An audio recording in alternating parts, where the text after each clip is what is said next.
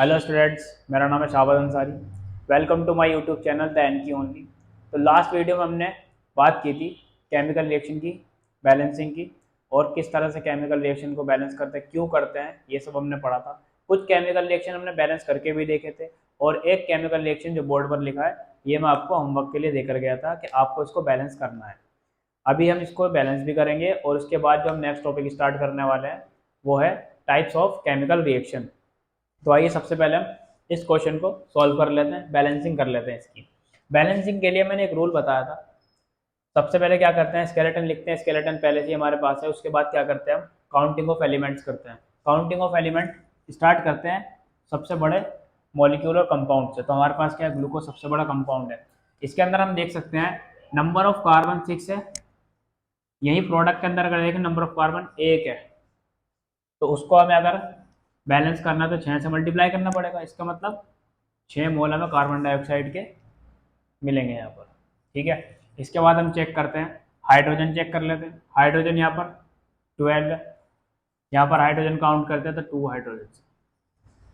इन दो हाइड्रोजन को 12 बनाने के लिए क्या करना पड़ेगा, 6 से मल्टीप्लाई। तो हमने यहाँ पर भी क्या कर दिया, 6 से मल्टीप्लाई कर दिया। अब लास्ट क्या बचा हमारे पास, ऑक्सीजन। ऑक्सीजन यहाँ पर कितने हैं, 6।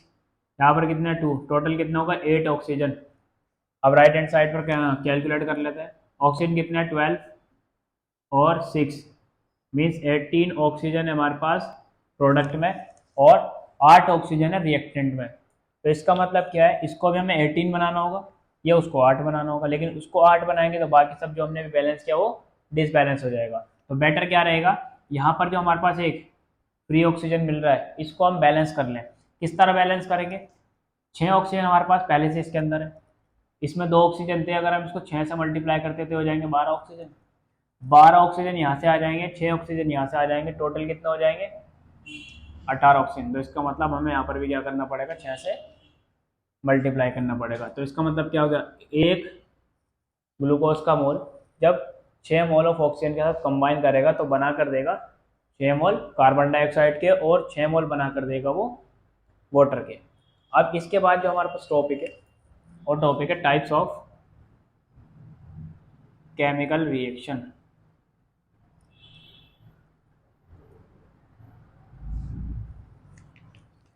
हमारे पास 4 तरह के केमिकल रिएक्शंस होते हैं। देयर आर 4 टाइप्स ऑफ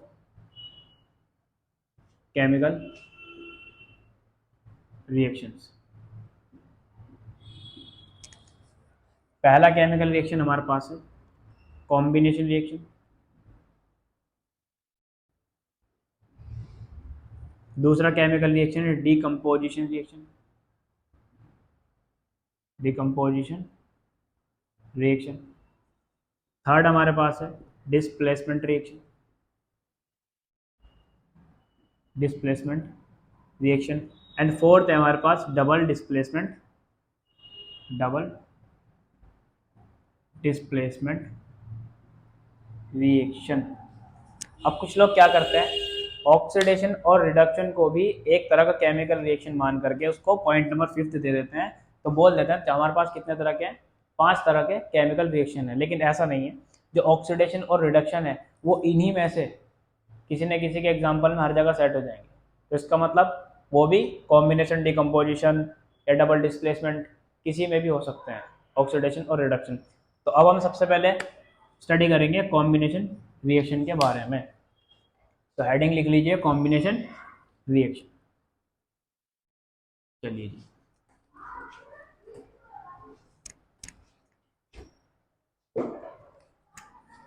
पहला रिएक्शन हमारे पास है कॉम्बिनेशन रिएक्शन। कॉम्बिनेशन रिएक्शन का मतलब हम समझ सकते हैं, कॉम्बिनेशन वर्ड आया है कंबाइन वर्ड से। कंबाइन का मतलब होता है किन्हीं दो चीज़ को या दो से ज़्यादा थिंग्स को हम क्या करते हैं, अगर मिला देते हैं तो वो कंबाइन होकर कुछ नई चीज़ बनाएंगे।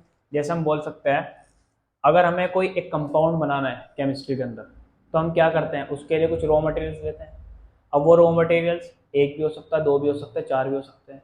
लेकिन जब हम दो या दो से ज़्यादा कुछ केमिकल सब्सटेंसेस को मिलाकर एक न्यू सब्सटेंस बनाते हैं, तब हम बोल सकते हैं कि एक कॉम्बिनेशन रिएक्शन हुआ है। इसका मतलब हम क्या लिख सकते हैं इसके लिए, द कॉम्बिनेशन ऑफ टू और more than two substances to form a new substance is called combination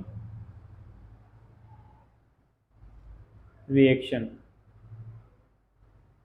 मतलब हम क्या कह सकते हैं, एग्जाम्पल के लिए अगर हम माने हमारे पास कोई सब्सटेंस एक ए है, एक सब्सटेंस बी है, ए बी के साथ कंबाइन होकर के कोई अदर सब्सटेंस बना रहे जिसको हम बोल रहे हैं सी। क्या बोल रहे हैं हम, ए और बी के बीच में क्या हुआ, रिएक्शन हुआ। कौन सा रिएक्शन हुआ, ये दोनों कंबाइन हो रहे हैं तो कॉम्बिनेशन का रिएक्शन हुआ, और किसी नए सब्सटेंस का फॉर्मेशन कर रहे हो तो उस टाइप के केमिकल रिएक्शन को क्या बोलते हैं, कॉम्बिनेशन रिएक्शन। इसका एक एग्जांपल आप ले सकते हैं, formation of water, hydrogen plus oxygen, hydrogen oxygen के साथ कंबाइन होकर बनाती है वाटर H2O। और जैसा कि इस चैप्टर में पहले हम पढ़ चुके हैं, कोई भी केमिकल इक्वेशन है तो उसको बैलेंस करना ज़रूरी है, तो हम इस केमिकल इक्वेशन को भी बैलेंस करके ज़रूर देखेंगे। यहाँ पर 2 मोल हाइड्रोजन के हैं, 2 मोल हाइड्रोजन के बराबर, ऑक्सीजन 2 ऑक्सीजन 1 बराबर नहीं है। ऑक्सीजन को बराबर करने के लिए हमने 2 से मल्टीप्लाई करा, अब हाइड्रोजन यहाँ पर 4 हो गए, इसको बराबर करने के लिए हमने यहाँ पर भी 2 से मल्टीप्लाई किया। अब ये एक बैलेंस केमिकल इक्वेशन आ गई for formation of water which is a combination reaction. ऐसे ही एक और एग्जांपल हम ले सकते हैं, कैल्शियम ऑक्साइड को जब वाटर के साथ रिएक्ट कराया जाता है तो एक न्यू सब्सटेंस बनता है जिसको हम बोलते हैं calcium hydroxide which is base. ये एक बेस बन जाता है। इसके अंदर भी क्या हो रहा है, एक कैल्शियम ऑक्साइड अलग सब्सटेंस है एंड वाटर एक अलग सब्सटेंस है। जब ये दो केमिकल मिलकर किसी तीसरे केमिकल का फॉर्मेशन कर रहे हैं तो इस टाइप के केमिकल रिएक्शन को क्या कह रहे हैं हम, कॉम्बिनेशन रिएक्शन बोल रहे हैं। अब कॉम्बिनेशन रिएक्शन के अंदर भी हम बोल सकते हैं कि 2 तरह के और रिएक्शन आ जाते हैं। पहले को हम बोल सकते हैं exothermic reaction, exothermic reaction. Combination की अगर बात करें तो एक तो एक्सोथर्मिक रिएक्शन तुम बोल सकते हो, इसका बेस्ट एग्जांपल आप बोल सकते हो रेस्पिरेशन के एक इक्वेशन होती है जिसमें क्या होता है, ग्लूकोज ऑक्सीजन के साथ कंबाइन करता है, carbon dioxide plus water and energy का फॉर्मेशन करता है। और एक और इसका एक एग्जांपल लिख सकते हो आप, बर्निंग ऑफ नेचुरल कोल। अगर आप कार्बन कंटेनिंग कंपाउंड्स को बर्न करते हैं, मीन्स हाइड्रोकार्बन को अगर आप बर्न करते हैं तो वो एनर्जी रिलीज करते हैं। एक्सोथर्मिक रिएक्शन में आप लिख सकते हैं the reaction in which energy is evolved in the form of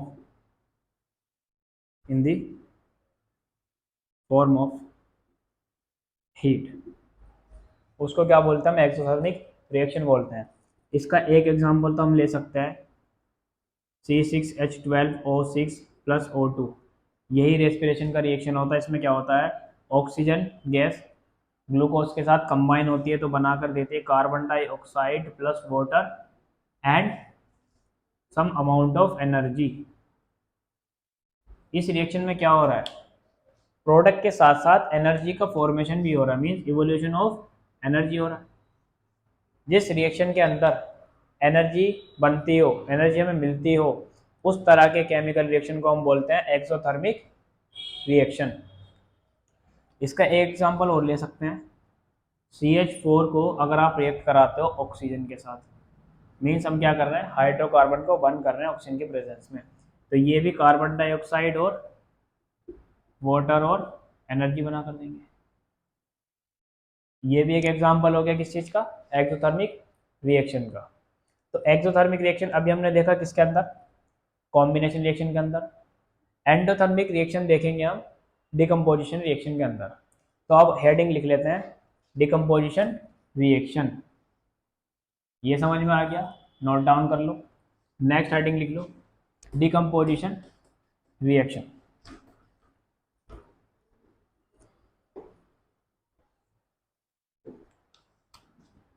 second reaction हमारे पास डिकम्पोजिशन रिएक्शन। डिकम्पोजिशन रिएक्शन के अंदर हम पढ़ते हैं कोई भी एक केमिकल सब्सटेंस जब ब्रेक होकर दो या दो से ज़्यादा केमिकल सब्सटेंस का फॉर्मेशन कराता है तो उसको हम बोल सकते हैं कि जो सब्सटेंस था वो डिकम्पोज हुआ है, और उसके लिए जो रिएक्शन हुआ होगा उसको क्या बोल सकते हैं, डिकम्पोजिशन रिएक्शन बोल सकते हैं। मीन्स कोई एक सब्सटेंस ब्रेक होकर दो या दो से ज़्यादा प्रोडक्ट का फॉर्मेशन करेगा तो वो कहलाएगा decomposition reaction. When one substance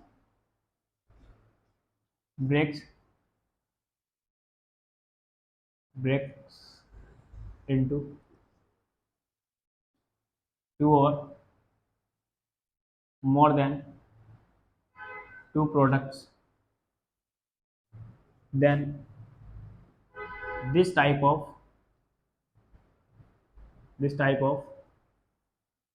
chemical reaction is called decomposition reaction। इसका एक एग्जांपल हम ले सकते हैं। अगर हम FeSO4 को डिकम्पोज करते हैं तो ये ब्रेक होता है iron oxide plus sulphur dioxide and sulphur trioxide. ये इसका एक एग्जांपल है। अगर हम आयरन सल्फेट को ब्रेक करते हैं तो वो बना कर देता है आयरन का ऑक्साइड, सल्फर के दो ऑक्साइड बनते हैं यहाँ पर, sulphur dioxide and sulphur trioxide. अभी हमने क्या बात की थी, बैलेंसिंग की, तो इस इक्वेशन को भी हमें बैलेंस करना पड़ेगा। काउंटिंग कर लेते हैं। आयरन यहाँ पर एक है, यहाँ पर आयरन दो है। दो करने के लिए हमने क्या किया, दो से मल्टीप्लाई कर दिया। आयरन दो कंप्लीट। काउंटिंग कर लेते हैं सल्फर की, सल्फर दो कंप्लीट। ऑक्सीजन काउंट करते हैं, 4 टू 8 ऑक्सीजन हमारे पास रिएक्टेंट के अंदर है। प्रोडक्ट के अंदर देखते हैं, 3 ऑक्सीजन यहाँ पर है, 3 यहाँ पर है और 2 यहाँ पर है, टोटल हो गए 8। तो अब ये हो गई एक बैलेंस्ड केमिकल इक्वेशन। एक एग्जांपल और लेते हैं, कैल्शियम कार्बोनेट। कैल्शियम कार्बोनेट को जब हम क्या करते हैं, हीट देते हैं तो ये ब्रेक हो जाता है calcium oxide and carbon dioxide में, और इसी टाइप के रिएक्शन को हम बोल सकते हैं एंडोथर्मिक रिएक्शंस। क्यों बोल रहे हैं इसको एंडोथर्मिक रिएक्शन, क्योंकि इसके अंदर हमने क्या किया, किसी कंपाउंड को ब्रेक करने के लिए हमने energy the in the form of heat, तो उस टाइप के रिएक्शन को क्या बोल सकते हैं, एंडोथर्मिक। एंडो का मतलब ही होता है हीट देना, और एक्सो का मतलब होता है हीट का इवॉल्व होना। तो इसके लिए क्या लिख सकते हैं, द केमिकल रिएक्शंस